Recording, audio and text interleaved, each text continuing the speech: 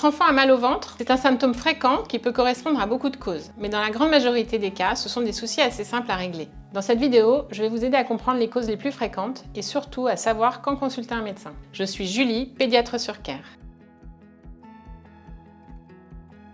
Le mal de ventre est un symptôme très fréquent en pédiatrie qui survient à tout âge, dès que les enfants sont en âge de s'exprimer. Le mal de ventre peut avoir beaucoup de causes différentes. Pour y voir plus clair, il faut commencer par regarder deux choses: la localisation de la douleur et comment est le transit. Donc commençons par voir où l'enfant a mal. Si la douleur est diffuse à tout le ventre, ou si elle est localisée, cela aide à comprendre la cause. La plupart du temps, les enfants, surtout les plus petits, pointent leur nombril. Dans le cas d'une douleur peu intense, sans fièvre, sans vomissement, sans perte de poids, chez un enfant qui allait bien jusque-là, il faut se poser la question du transit. Des selles un peu rares, c'est-à-dire pas quotidiennes, un peu dures ou un peu grosses peuvent signer une constipation. Commencez par le faire boire davantage d'eau, lui faire avoir une activité physique régulière et miser sur les aliments riches en fibres. Pas seulement les fruits et les légumes, mais aussi les aliments complets, comme le pain complet, le riz complet, les pâtes complètes. Si le transit est normal, alors est-ce qu'il y a des signes urinaires pouvant orienter vers une infection urinaire? Si la douleur du ventre est associée à de la fièvre ou à des vomissements, alors il faut que votre enfant soit examiné par un médecin. Il fera la part des choses entre la gastroentérite qui est fréquente,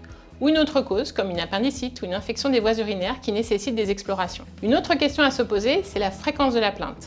Est-ce que ça revient souvent? Un mal de ventre qui revient tous les jours, après les repas par exemple, ou tous les soirs avant de se coucher, ou le matin avant l'école, justifie de consulter votre médecin pour faire le point. Pour être le plus efficace, notez les événements qui ont précédé la première plainte, la composition des repas qui précèdent les plaintes, ou encore les positions qui déclenchent ou qui soulagent les douleurs. Cela pourra aider votre médecin à faire le tri entre les différentes causes. Pour soulager des maux de ventre qui ne céderaient pas à un passage aux toilettes, la première des choses à essayer, c'est de lui mettre une petite bouillotte sur le ventre et voir si le chaud lui fait du bien. Cela va aider dans un certain nombre de cas. Pour autant, si ça ne suffit pas, essayez le paracétamol, après avoir vérifié qu'il n'y avait pas de fièvre que le paracétamol pourrait masquer. J'en profite pour vous rappeler qu'en pédiatrie, on n'aime pas trop donner de médicaments, et surtout lorsqu'ils n'ont pas fait la preuve de leur efficacité. Par exemple, le Spasfon n'a pas de preuve solide d'efficacité sur les douleurs de ventre.